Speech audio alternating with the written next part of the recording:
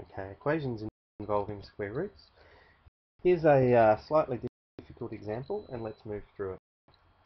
Now, it's going to be a very complicated example because it's got two terms. So let's begin by taking this square root of x across to the other side. So we get the square root of 2x plus 1 is 1 plus the square root of x. Okay. And now we need to square both sides. Now make sure when you're squaring both sides that you don't make this mistake. We all know that 1 plus 2 is equal to 3, but it's not true that 1 squared plus 2 squared equals 3 squared. Okay? That's not true.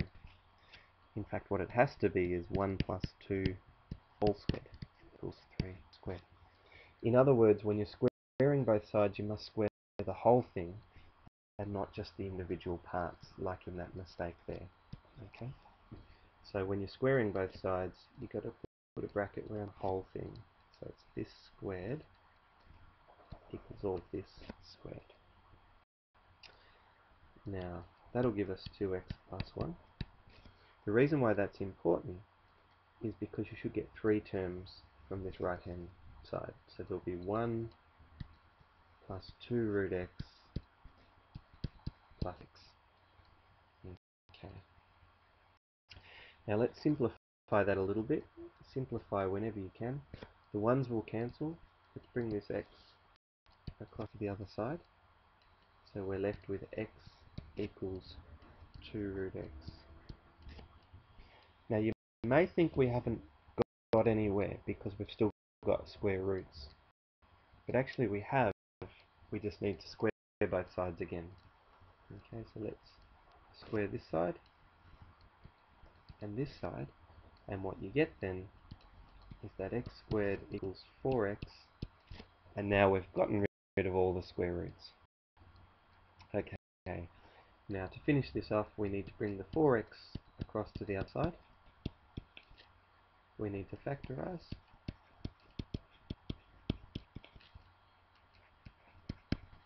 X equals 0 and 4. Now, have we finished the question? The answer is not quite, because in any question where you've squared both sides of the equation, so for example, we've done it twice. We've done it once here, and we've done it once here, where we've squared both sides of the equation. You always have to check your solutions. Okay, so let's check these one by one.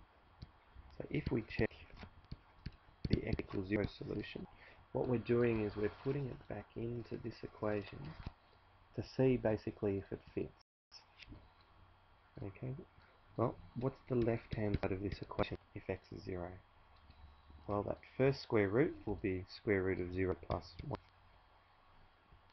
minus the square root of 0, which is just equal to 1, which is the right-hand side.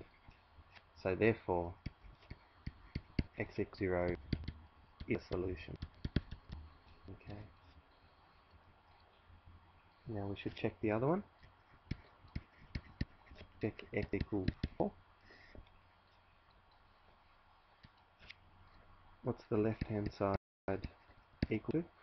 Well, it'll be the square root of 8 plus 1 plus root 4, which is 3 minus 2, which is 1, which is the right-hand side. So x equals 4 is also a solution. Okay. And now we're just about ready to finish. We've checked both of these solutions, so they should always summarize in the final step, i.e. x equals 0 and x equals 4 are the solutions. Okay, and the question is, do we need to show this process of checking on the answers? Do we need to do this part here and here? And the answer is yes. You do need to do these parts on the exam to show the marker that you've actually checked, that you knew that you had to check and that you can check. Okay.